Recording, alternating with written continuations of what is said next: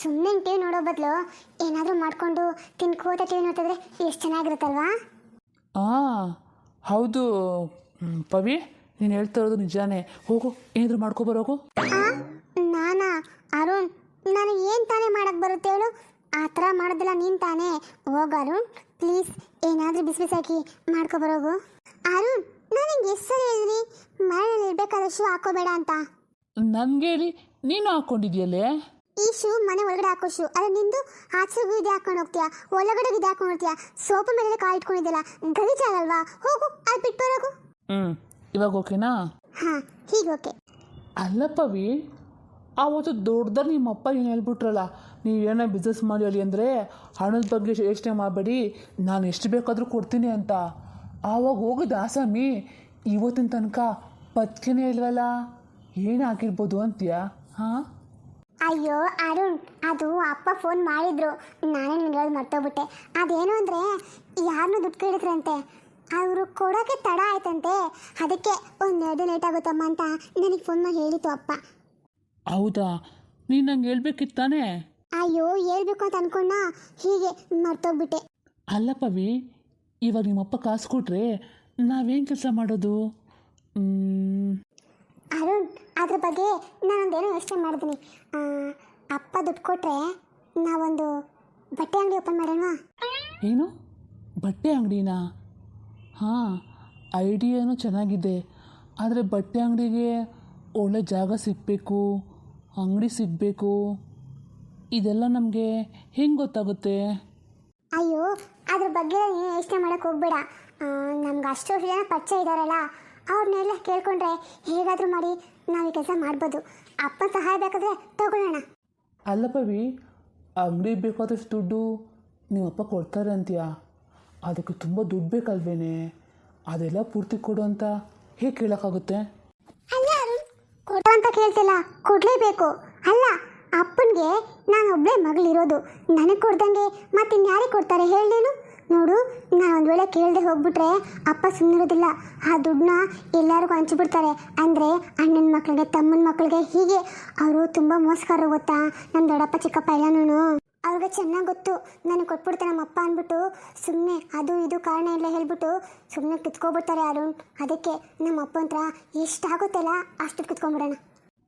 ಆದ್ರೂ ಪವಿ, ನನಗಂತೂ ಒಂದೊಂದ್ಸಾರಿ ಬೇಡವಾಗಿತ್ತೇನೋ ಅನಿಸುತ್ತೆ.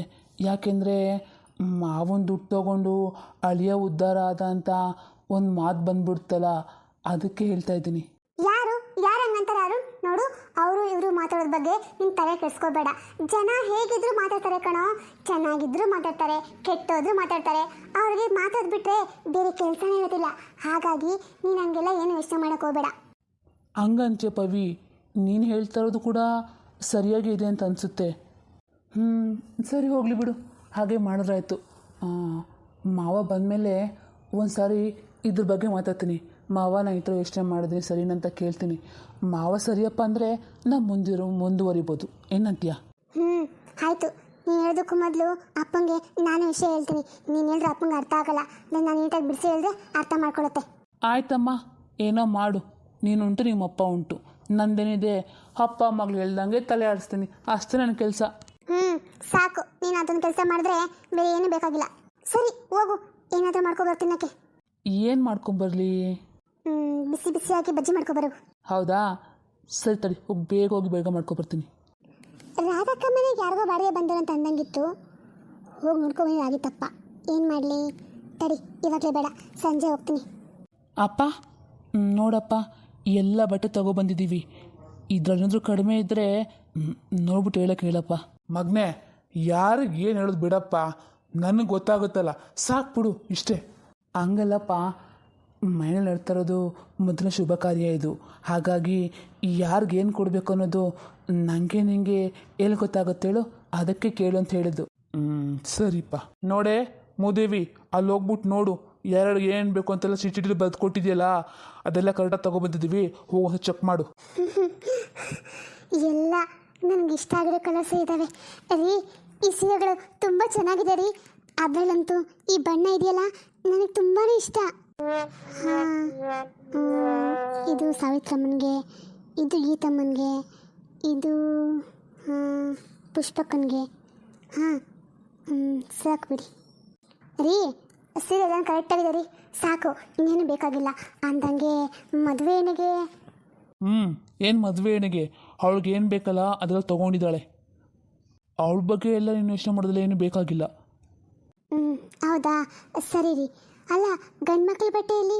ಹಾಂ, ಅದು ತೊಗೊಂಡಿದ್ದಾರೆ, ಅದು ಇಲ್ಲಿ ಇಟ್ಟಿಲ್ಲ, ಒಳಗಿಟ್ಟಿದ್ದೀವಿ. ಆಯಿತು ರೀ. ಮೊದಲು ಗಂಡಿನ ಬಟ್ಟೆ ಹೆಣ್ಣಿನ ಬಟ್ಟೆ ತೊಗೊಂಡೋಗಿ ಮನೆಯವರು ಕೊಟ್ಟು ಪೂಜೆ ಮಾಡಿಸ್ಕೊಂಬರ್ಬೇಕು, ಆಮೇಲೆ ಅವ್ರು ಹಾಕ್ಕೋಬೇಕು. ಅಮ್ಮ, ನನಗೆ ಡ್ರೆಸ್ಸು ಹೇಗೆ ಕಾಣಿಸ್ತಿದೆ? ಚೆನ್ನಾಗಿದೆ ಅಲ್ವೇನಮ್ಮ? ಹಾಂ, ಅನು, ಈ ಡ್ರೆಸ್ ನಿಮಗೆ ತುಂಬ ಚೆನ್ನಾಗಿ ಕಾಣಿಸುತ್ತೆ ಕಣೆ, ಚೆನ್ನಾಗಿದೆ. ಏನೇ ಅನು, ನೀನು ಇವಾಗಲೇ ಮದುವೆ ಥರ ಕಾಣಿಸಿದೆಯಲ್ಲ. ಹೌದಮ್ಮ, ಈ ಡ್ರೆಸ್ ನಿಮಗೆ ತುಂಬ ಚೆನ್ನಾಗಿ ಕಾಣುತ್ತೆ. ಅಲ್ಲ ಕಣೆ, ಇಷ್ಟು ಚೆನ್ನಾಗಿ ಕಾಣುತ್ತೆ ಅಂದಮೇಲೆ ಒಂದೊಂದು ಹಾಕಿ ತೊಗೊಂಡೆ, ಇನ್ನೊಂದೆರಡು ತೊಗೊಳುತ್ತಾನೆ. ಅಣ್ಣ, ನನಗೆ ಡ್ರೆಸ್ ಹೇಗೆ ಕಾಣುತ್ತೋ ಗೊತ್ತಿರಲಿಲ್ಲ ಕಣೋ, ಅದಕ್ಕೆ ಒಂದು ಡ್ರೆಸ್ ಹಾಕೊಂಡು ಅಮ್ಮಂಗೆ ನೋಡ್ಸೋಣ, ಅಮ್ಮ ಚೆನ್ನಾಗಿದೆ ಅಂದರೆ ಮತ್ತೊಂದೆರಡು ತೊಗೋಬೋದಲ್ವಾ, ಅದಕ್ಕೆ ಒಂದೊಂದು ತೊಗೊಬಂದೆ. ಅನು, ತುಂಬ ಚೆನ್ನಾಗಿದೆ ಕಣೆ, ಇದೇ ಥರ ಒಂದೆರಡು ಇನ್ನೊಂದು 4-5 ತಗೋ, ಸರಿನಾ? ಹಾಂ, ತಗೋ 4 ಇಲ್ಲದೆ 10 ತಗೋ, ಇವ್ರ ಅಪ್ಪ ಕೊಡ್ತಾನೆ ಕಾಸಲ್ವಾ, ಅದಕ್ಕೆ ಹೇಳ್ತಾವಳೆ. ಮಗಳು ಮದುವೆ ಆಗ್ತಿದೆ, ಸ್ವಲ್ಪ ಜಾಗ ಮಾರಿ ದುಡ್ಡು ಕೊಡೋಣ ಅಂತ ನಾನು ಬಿಟ್ಬಿಟ್ಟು ಅವತ್ತು ಕೇಳಿದ್ರೆ, ಅಯ್ಯೋ ನಾನು ತವ್ರ ಮನೆ ಇದ್ದದ್ದು ಅಷ್ಟನ್ನ ಕೊಟ್ಟಿದ್ದೊಂದು ದೊಡ್ಡ ಸೆಂಟಿಮೆಂಟ್ ಡೈಲಾಗ್ ಕೊಡ್ಬಿಟ್ಲು. ಇವಾಗ 10 ತಗೋ, ಇದು ತಗೋ ಅಂದರೆ ದುಡ್ಡು ಸುಮ್ಮನೆ ಬರುತ್ತಾ? ಅಪ್ಪ, ಹಂಗೆಲ್ಲ ಹೇಳ್ಬೇಡ, ಸುಮ್ಮನಿರು. ನನ್ನ ತಂಗಿಗೆ ಏನೂ ಕಡಿಮೆ ಆಗಬಾರ್ದು. ನಾನು ಹಿಂಗೆ ಮೊದಲೇ ಹೇಳ್ದಂತಾನೆ, ಮತ್ತೆ ಏನೂ ಆಡಬಾರ್ದು, ಹಂಗೆಲ್ಲ ಸುಮ್ಮನಿರು. ಅಪ್ಪ, ಹೌದು, ನೀನು ಯಾಕಪ್ಪ ಹಂಗೆ ಆಡ್ತೀಯಾ? ಅಲ್ಲ, ಅಣ್ಣ ಸುಮ್ಮನಿದ್ದಾನೆ, ಎಲ್ಲ ಕಷ್ಟಪಡ್ತದೆ ಅಣ್ಣ ತಾನೆ, ನಿಂಗೇನು? ಅಣ್ಣು, ಅಪ್ಪಂಗೆ ಹಂಗೆಲ್ಲ ಮಾತಾಡಬಾರ್ದು, ಸುಮ್ಮನಿರು ನೀನು. ಅಣ್ಣ, ಏನೇ ಆಗಲಿ ಅಣ್ಣ, ನೀನು ಅಪ್ಪನ ಮಾತ್ರ ಇಷ್ಟೊಂದು ಮಾರು ಹೋಗ್ಬಾರ್ದು. ನೋಡು ಅಣ್ಣ, ಇಷ್ಟು ದಿನ ಹೇಗೋ ನಾನು ಇಲ್ಲಿದ್ದೆ, ಇನ್ನು ಮುಂದೆ ನಾನು ಮದುವೆ ಮಾಡ್ಕೊಂಡು ಗಂಡ ಮನೆಗೆ ಹೋಗ್ತೀನಿ. ನಾನು ಹೋದ್ಮೇಲೆ ಅಮ್ಮ ಒಬ್ಬರೇ ಆಗ್ಬಿಡ್ತಾರೆ ಅಣ್ಣ. ನನ್ನ ಮದುವೆ ಫಿಕ್ಸ್ ಆಗಿದೆ, ಇನ್ನು ಕೆಲವೇ ದಿನಗಳಲ್ಲಿ ನಾನು ನಿಮ್ಮ ಮನೆಯಿಂದ ಹೊರಟೋಗ್ತೀನಿ ಅಣ್ಣ.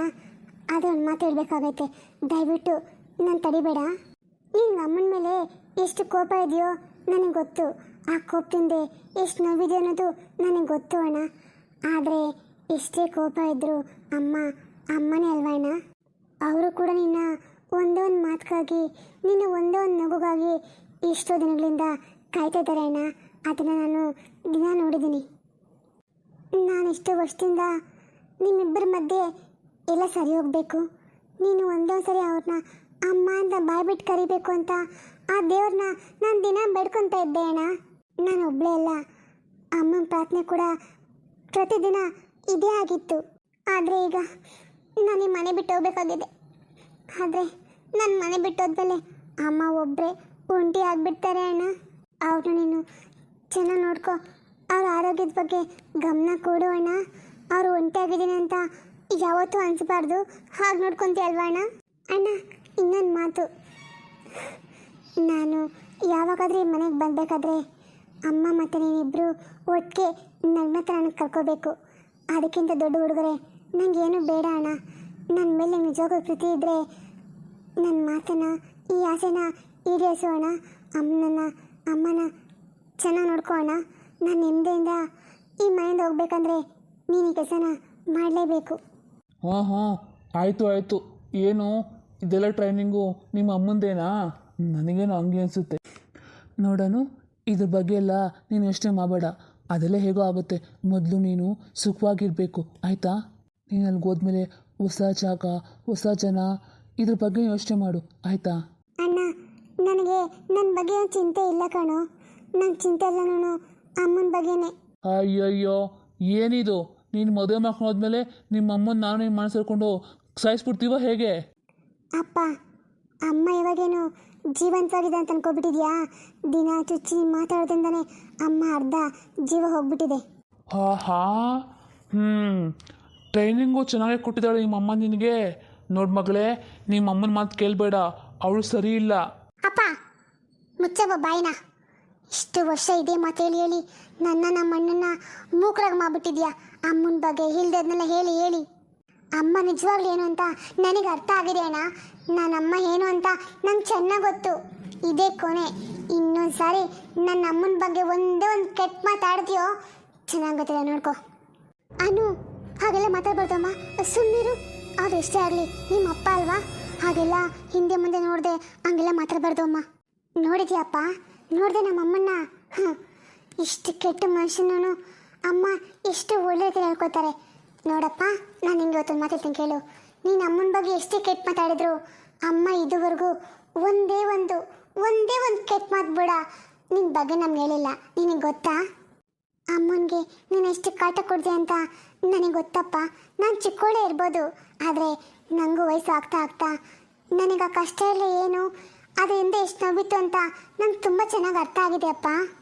ಇದನ್ನೆಲ್ಲ ನನಗೆ ಯಾವತ್ತೂ ಅಮ್ಮ ಹೇಳಿಲ್ಲ, ನನಗೆ ಎಲ್ಲ ಅರ್ಥ ಆಗಿದೆ ಅಪ್ಪ. ನೋಡೋಣ, ನಿನಗೂ ಆದಷ್ಟು ಬೇಗ ಅರ್ಥ ಆಗೋ ಸಮಯ ಬೇಗ ಬರಲಿ ಹಾಗಂತ ನಾನು ದೇವ್ರನಲ್ಲಿ ಕೇಳ್ಕೊತೀನಿ ಅಣ್ಣ. ಅಯ್ಯೋ ಅಯ್ಯೋ ಅಯ್ಯೋ ಮಗನೇ, ನೋಡ್ದ ಮಗನೇ, ಈ ರಾಕ್ಷಸಿ ನನ್ನ ಮಗಳಿಗೆ ನನ್ನ ಮೇಲೆ ಇಲ್ದದ್ನೆಲ್ಲ ಹೇಳಿ ನನ್ನನ್ನು ದ್ವೇಷ ಮಾಡೋಂಗೆ ಮಾಡಿಬಿಟ್ಲು. ಇಷ್ಟು ವರ್ಷ ಕಾಪಾಡ್ಕೊಬಂದಿದ್ದ ಮಾನ ಮರ್ಯಾದೆ ಗೌರವ ಪ್ರತಿಷ್ಠೆ ಈ ಎಲ್ಲದನ್ನು ಒಂದೇ ಒಂದು ಕ್ಷಣದಲ್ಲಿ ಹಾಳು ಮಾಡಿಬಿಟ್ಲು ಈ ಪಾಪಿ. ಏನೇ ಬೊಗಳೆ, ನನ್ನ ಮಗಳು ನನ್ನ ಮೇಲೆ ಏನೇನು ಹೇಳಿದ್ಯಾ? ಅಯ್ಯೋ ರೀ, ನಾನು ನಿಜವಾಗ್ಲೂ ಏನು ಹೇಳಿಲ್ಲ ರೀ. ಆಹಾ, ಮಳ್ಳಿ ಏನು ನಾಟಕ ಮಾಡ್ತೀಯೆ? ಹಾಂ, ನೋಡು, ಈ ನಿನ್ನ ನಾಟಕಕ್ಕೆ ನಿನ್ನ ಮಕ್ಕಳು ಕರಗ್ಬೋದೇನೋ, ಆದರೆ ನಾನು ಕರಗಲ್ಲ. ನಿನ್ನ ಅಸಲಿ ರೂಪ ಏನು ಅಂತ ಕಣ್ಣಾರು ನೋಡ್ದನೋ ನಾನು ಮಾತ್ರನೇ. ಅದಕ್ಕೆ ನಿನ್ನ ನಾಟಕನ ನಾನು ನಂಬೋದೇ ಇಲ್ಲ. ಅಯ್ಯೋ ಅಪ್ಪ, ಸ್ವಲ್ಪ ಸುಮ್ಮನಿರು. ನಡಿ ಮೊದಲು. ಮಗಳೇ, ನೀನಿವತ್ತು ಆಡಿದ್ದು ಒಂದೊಂದು ಮಾತು ನನಗೆ ಎಷ್ಟು ಖುಷಿ ಆಯಿತು ಅಂದರೆ ಅಮ್ಮ, ನಾನು ದಯವಿಟ್ಟು ಕ್ಷಮಿಸ್ಬಿಡು ಅಮ್ಮ. ನಾನು ಕೆಲವೊಂದು ಸಾರಿ ಏನು ಎಷ್ಟೋ ಸಾರಿ ನಿಮ್ಮ ಮಾತಿಗೆ ಎದುರಾಡಿದ್ದೀನಿ, ನೀನು ಗೌರವ ಕೊಡದೆ ಮಾತಾಡಿದ್ದೀನಿ. ಆದರೆ ಅದೆಲ್ಲ ಮನಸ್ಸಲ್ಲಿ ಇಟ್ಕೋಬೇಡಮ್ಮ, ನನಗೆ ಕ್ಷಮಿಸ್ಬಿಡು. ಅಯ್ಯೋ ಮಗಳೇ, ನೀನು ನಂಗೆ ಸಾರಿ ಕೇಳಬೇಕಾ? ಎಷ್ಟೇ ಆದರೂ ನೀನು ನನ್ನ ಮಗಳಲ್ವಾ? ಹೋಗಲಿ ಬಿಡು, ನಿನಗೆ ಇವಾಗಲೂ ಅರ್ಥ ಆಯ್ತಲ್ಲ ನಿನ್ನ ತಾಯಿ ಏನು ಅಂತ. ಅಮ್ಮ ಹೌದು, ನಿಜವಾಗೂ ನನಗೆ ನೀನೇನು ಅಂತ ಅರ್ಥ ಆಗಿದೆ ಅಮ್ಮ. ಅಮ್ಮ ಹೆದರ್ಕೋಬೇಡ, ಅಣ್ಣನಿಗೂ ಆದಷ್ಟು ಬೇಗ ನೀನೇನು ಅಂತ ಅರ್ಥ ಆಗುತ್ತೆ. ಅಪ್ಪ ಎಂಥ ಕೆಲಸ ಮಾಡಿದ್ರು ಅಂತನೂ ಅವ್ನು ತಿಳ್ಕೊತಾನೆ ಅಮ್ಮ. ಆವಾಗ ಅಣ್ಣ ಬಾಯಿ ತುಂಬ ಅಮ್ಮ ಅಂತ ಕರೀತಾನೆ. ಮಗಳೇ, ನೀನು ಹೇಳ್ತಾ ಇದ್ದಾಳೆ ನನಗೆ ತುಂಬ ಖುಷಿ ಆಗುತ್ತೆ. ಆ ದೇವ್ರಣ್ಣ ಈ ಕನಸನ್ನ ಆದಷ್ಟು ಬೇಗ ನನಸು ಮಾಡಿಬಿಟ್ರೆ ಅಷ್ಟೇ ಸಾಕು ಅಮ್ಮ. ಹೌದು ಅಮ್ಮ, ಆ ದಿನ ಆದಷ್ಟು ಬೇಗ ಬರುತ್ತೆ, ನಂಗೆ ಆ ನಂಬಿಕೆ ಇದೆ. ನೀನು ಆ ನಂಬಿಕೆ ಇಟ್ಕೋ ಅಮ್ಮ. ಅಯ್ಯೋ ಮಗಳೇ, ನನ್ನ ನಂಬಿಕೆ ಅಲ್ಲಮ್ಮ, ಇದು ನನ್ನ ಎಷ್ಟೋ ವರ್ಷಗಳ ಕನಸು ಕಣೆ ಅಮ್ಮ. ಆದ್ರೂ ಇವಾಗ ನನ್ನ ಮನೇಲಿ ಬಿಟ್ಟು ಹೋಗ್ತೀನಲ್ಲ, ಅಂದರೆ ನನ್ನ ಗಂಡನ ಮನೆಗೆ ಹೋದ್ಮೇಲೆ ನೀನು ಅಣ್ಣ ಮತ್ತು ಅಪ್ಪ ಅಷ್ಟೇ ಇರ್ತೀರ. ಆವಾಗ ಸ್ವಲ್ಪ ಅಣ್ಣ ಮಾತಾಡ್ಸೋಕ್ಕೆ ಪ್ರಯತ್ನ ಪಡು ಅಮ್ಮ. ಯಾಕೆಂದರೆ ಇಷ್ಟು ದಿನ ಅವನು ಅಂತ ನನಗೆ ಎಲ್ಲ ಹೇಳ್ತಾ ಇದ್ದ, ಆದರೆ ಇವಾಗ ನಾನು ಇಲ್ವಲ್ಲ, ಅವ್ನಿಗೆ ಏನಾದರೂ ಬೇಕಾದರೆ ನೀನೇ ಅಲ್ವೇ ನಮ್ಮ ಕೊಡಬೇಕು. ಅದಕ್ಕೆ ನೀನು ಸ್ವಲ್ಪ ಪ್ರಯತ್ನ ಪಡು, ಆಯಿತಾ? ಆಯಿತು ಮಗಳೇ, ಹಾಗೆ ಮಾಡ್ತೀನಿ. ನನ್ನ ಮಗಳು ಎಷ್ಟು ಬುದ್ಧಿವಂತ ಆಗಿದ್ದಾಳೆ ಅಮ್ಮ. ಆದರೂ ನನಗೆ ಕ್ಷಮಿಸ್ಬಿಡು ಅಮ್ಮ. ನಾನು ನಿಂಗೆ ಎಷ್ಟು ಸರಿ ನೋವು ಮಾಡಿದ್ದೀನಿ, ಚುಚ್ಚಿ ಮಾತಾಡಿದ್ದೀನಿ, ಆದರೆ ನಂಗೆ ಅದಕ್ಕೆಲ್ಲ ಕಾರಣ ಗೊತ್ತಿಲ್ಲ. ಅಪ್ಪ ಹೇಳ್ತಿದ್ದೆ ನಂಬ್ಕೊಂಡು, ಹೌದು ನನ್ನಮ್ಮ ತುಂಬ ಕೆಟ್ಟಳು ಅಂತ ಅನ್ಕೊಬಿಟ್ಟಿದ್ದೆ, ಆದರೆ ನನಗಿವಾಗೆಲ್ಲ ಅರ್ಥ ಆಗಿದೆ ಅಮ್ಮ. ಅದಕ್ಕೆ ನನಗೆ ಕ್ಷಮಿಸ್ಬಿಡು. ಅಲ್ಬೇಡ ಮಗಳೇ, ಅಲ್ಬೇಡ.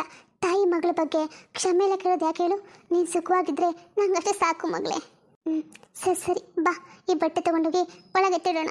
ಹಾಂ ಸರಿಮ್ಮ, ನಾನು ಮೊದಲು ಡ್ರೆಸ್ ಚೇಂಜ್ ಮಾಡ್ಕೊಂಡ್ಬರ್ತೀನಿ ಇರು. ಅಪ್ಪ ದೇವ್ರೆ, ನನ್ನ ಮಗಳು ಬದಲಾದಂಗೆ ನನ್ನ ಮಗನ ಆದಷ್ಟು ಬೇಗ ಬದಲಾಗ್ಬಿಟ್ರೆ ಅಷ್ಟೇ ಸಾಕು ಭಗವಂತ.